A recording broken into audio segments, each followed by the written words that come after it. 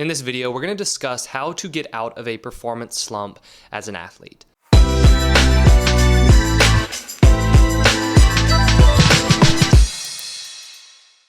Hey there, I'm Eli Straw, mental performance coach and the founder of SuccessStartsWithin.com. Now, I work with a lot of athletes who are currently in performance slumps. For baseball players, this means they haven't gotten a hit in a while, or they've just gotten one hit over the last few games. Some basketball players, they haven't scored for a few games. Soccer players, they can't seem to play well on defense, right? There are performance slumps in all different sports. And these performance slumps are incredibly frustrating for you to deal with. But from a mental game standpoint, we want to look at two different categories when it comes to these performance slumps. We want to first focus on how to get out of a slump if you're currently in a slump.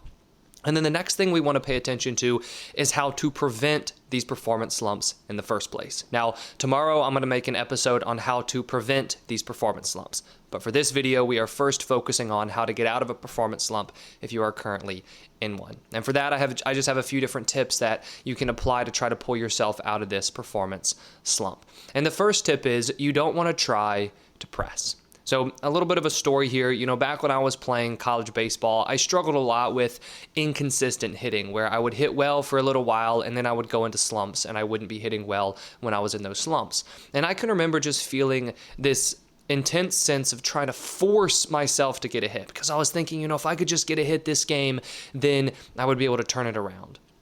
What ended up happening, though, was that as I was trying to force myself to get a hit, I was pressing and I was putting too much stress on myself when I went up to bat, instead of just allowing myself to swing freely and trusting in my mechanics. Now, it's very difficult to trust ourselves and to trust our technique when we are currently in a performance slump. But that's exactly what we have to do if we want to pull ourselves out of a performance slump. Because as we press, right, what we end up doing is we create more stress, and then we try to over-control ourselves, which typically has a negative impact on our performance. So I like to see pressing and putting this stress on yourself to get out of this slump. I like to see that as a way that you're digging yourself a deeper hole, right? You are causing this slump to stick around more and more simply because of the pressure you're putting on yourself to get out of the slump. Now, I know that sounds kind of funny since we are talking right now about getting out of a slump, but all of this just has to do with the pressure that you're putting on yourself. You have to trust that the slump's going to end eventually, but you can't press, right? You have to just do all the little things like I'm going to talk about here in a second. You have to do all the little things well.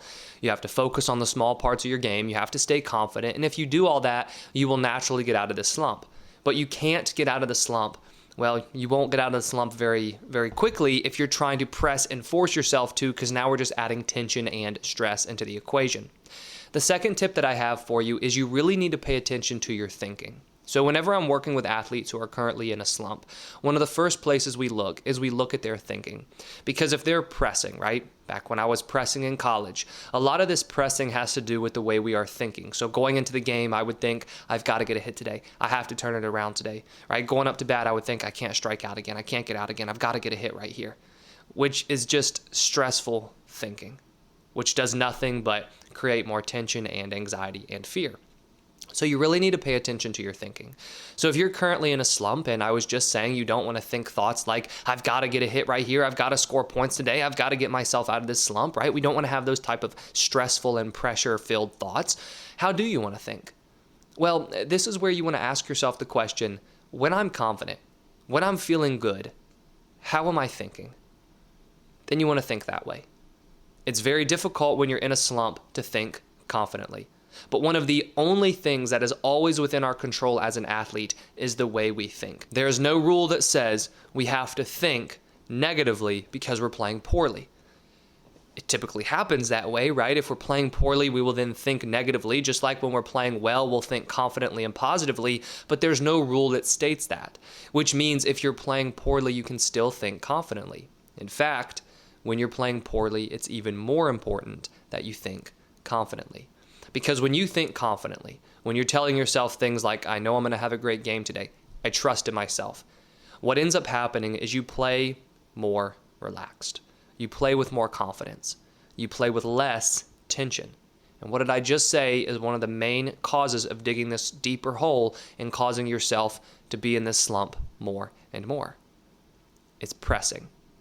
If we can think in a confident way, we won't be pressing and we will be playing more freely and more relaxed. So the second tip for you is pay attention to that thinking.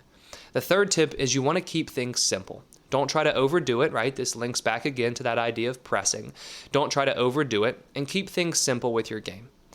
When I'm working with baseball hitters or softball hitters and they're talking to me about being in a slump, I always like to simplify things for them at the plate. Because as hitters, when we get into slumps, it's very natural to start overthinking mechanics, to start thinking that you need to change something within your swing. But a lot of times it'll boil down to you're overswinging or you're just not watching the ball or your timing's off, and so we want to keep things as simple as possible. And so for them, that they always give me a little bit of a pushback here because it is so simple, but I say, when you get up to the plate, just make the only goal that you have at the plate to focus on watching the ball. That's it. Keep it as simple as possible. With basketball players, we'll talk about keeping things simple with their shot, where they just try to shoot relaxed or they just try to focus on the rim. What we're doing here is we are working to get the mind out of the way, because more often than not, as I'll talk about in tomorrow's episode, performance slumps are caused by our reaction to things more so than they are caused by a problem with our mechanics or our technique.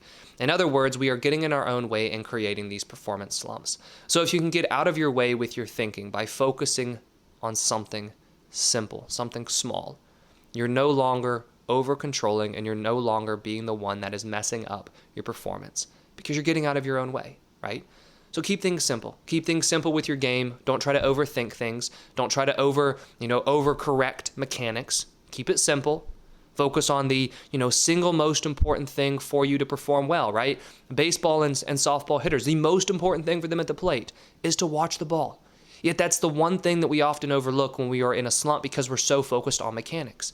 For soccer players, what is the one thing that you need to focus on in that moment that's going to be the most important thing for you to be successful? Focus on that. Let's keep it simple when we are in slumps, because more often than not, when we're in slumps, we will overthink and we will try to overcorrect. The next tip that I have for you is you just want to enjoy yourself. Whenever we are in slumps, it's almost as though all the fun is just sucked out of the game, right? Because when you're not performing well game after game after game and you're beating yourself up and you're thinking negatively, there is no fun in that. But I promise, when you start having more fun and enjoying the game more, the success will follow. It's easy to have fun and enjoy the game when the success is there. But really mentally tough athletes, they can enjoy the game, they can enjoy the process of the game, they can have fun even if that success is not there. So, whether you get this from enjoying the time you spend with your teammates or whether you just fall in love with the small parts of the game, whatever it ends up being, have some fun with the game. Because when you have fun, you approach the game in a more lighthearted way. You're not pressuring yourself so much. You're not having so much, just so much tension involved and experiencing so much negativity. So as simple as it seems, just try to enjoy yourself a little bit more. And then the last tip that I have for you is you really want to focus on the controllables in terms of your preparation.